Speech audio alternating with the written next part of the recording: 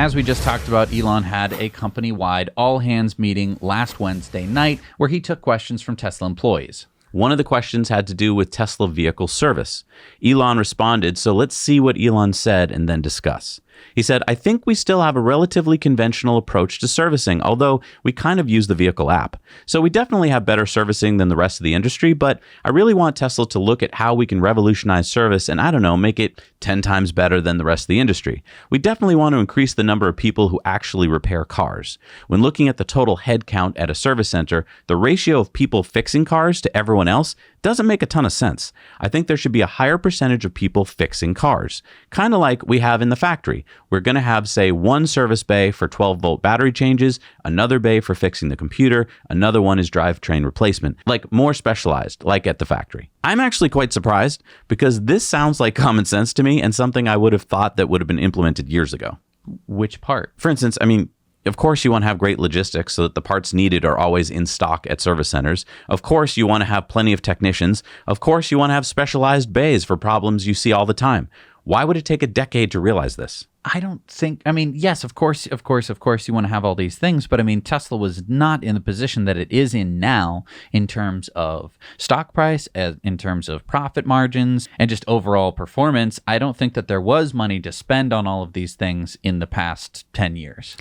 I understand that early on Tesla didn't have all the resources needed, and I'm willing to give them that, but it almost sounds like whoever Tesla had in charge of service didn't understand what they were doing. I think Jesse and I have a unique perspective here. We hear from a community of tens of thousands of Tesla owners every day.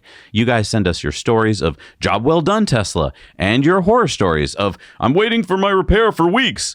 All this stuff that Elon said in his response, we've known about for years. So why is he just addressing it now? And if you're saying it's because, well, now I've got the money to do it, maybe that's the answer. I think it's because Elon has been lied to for years. Whoa, by who? I think his VPs or whoever's in charge of service have been handing him dashboards. And by dashboards, I mean in the corporate world, you send off numbers to your bosses every day that are just basically, 86% of customers are happy. And I think what we've experienced with service, and a lot of you have too, is that when you're done with service, sometimes you'll get one of those things like, how did we do? But a lot of times it doesn't correlate with what you actually want to complain about. And I bet there's no actual dashboard for that. For instance, a lot of times they'll say, oh, you want service? We're sending you a Mobile Ranger. And I'm all happy. And then a day before the Mobile Ranger shows up, they go, you have to bring your car into the service center. And I'm not happy, but I have nowhere to say that. I just want my car to be fixed. And so I think on the dashboards, it shows, oh, Mobile Rangers have solved 96% of the problems. And Elon goes, great. When in fact, I think there's a lot of unhappy people out there and he doesn't know about them.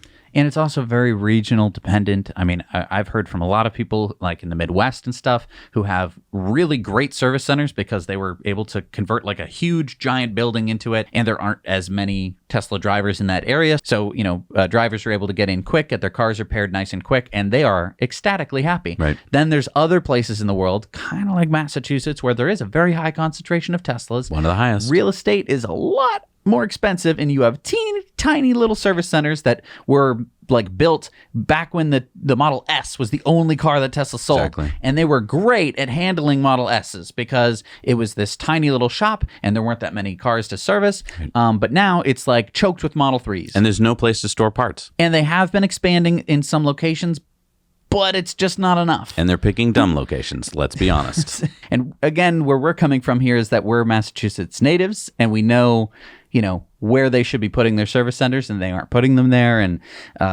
we've just had a lot of horror stories from a lot of our viewers in a lot of different places too. I don't want to just make it sound like it's just up by us. I don't know. We have a whole in-depth about it. You can go watch it. I don't think too much has changed in that time. I'm hopeful that it will be completely outdated by the end of the year. I hope he puts the right person in charge. Yeah. Hey everybody, thanks so much for watching Now You Know Clips. You can watch full episodes of Tesla Time News on Tuesdays and in-depths on Fridays. Just click the link down below and head over to the Now You Know channel.